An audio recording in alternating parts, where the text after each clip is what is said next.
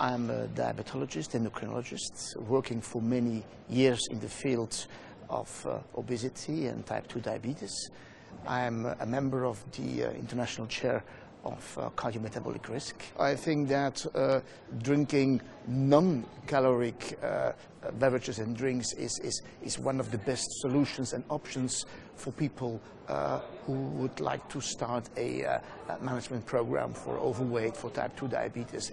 And I think for the body it's very healthy that we can change from soft drinks and fruit juices to more non-caloric water is probably the best option for that. If you drink a little bottle of this soft drink of 250 ml every day for 1 month without changing your energy expenditure, then you may expect to gain 0.5 kilo weight in that month. So if you do that every day, a full year, you're up to 6 kilos just by the soft drink that you have consumed. I think also a search for alternative drinks in obesity management should be considered. My name is Barry Popkin. I'm a distinguished professor of global nutrition at the University of North Carolina, Chapel Hill. I'm also director of the University of North Carolina's Interdisciplinary Center for Obesity. In fact, the entire globe between the 90s, 80s, and today has truly accelerated its levels of inactivity, poor diets, energy imbalance, and obesity.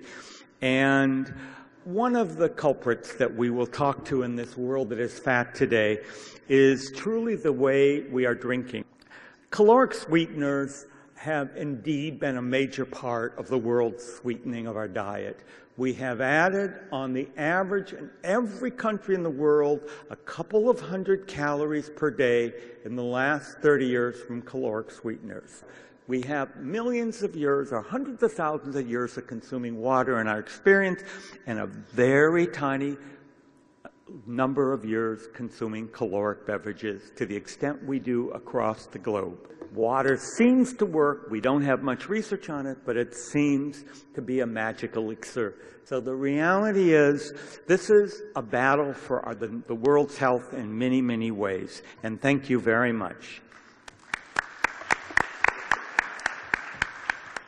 The problem, of course, is energy balance, and anything that adds energy to our diet can be a component of the obesity epidemic.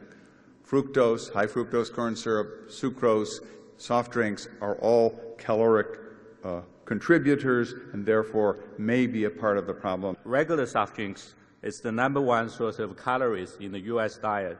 Increased waist circumference, which is a marker of abdominal or central adiposity, strongly predict the risk of type 2 diabetes. So if you can demonstrate that soft sugar-sweetened beverages consumption increase body weight, waist circumference, or BMI, then I think you can draw a conclusion that soft drink consumption can also increase the risk of diabetes risk.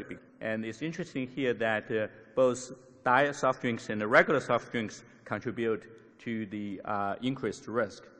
Higher consumption of sugar-sweetened beverages is associated with increased risk of developing type 2 diabetes, metabolic syndrome, and that can lead to increased risk of developing coronary heart disease. Clearly, the evidence reviewed during this symposium indicate that they are less desirable food. We need to be careful not only about the refined sugar content of what we eat, but what we drink. And the evidence that was reviewed at our symposium led us to conclude that indeed calories in what we drink do matter in terms of etiology of insulin resistance, type 2 diabetes, and cardiovascular disease.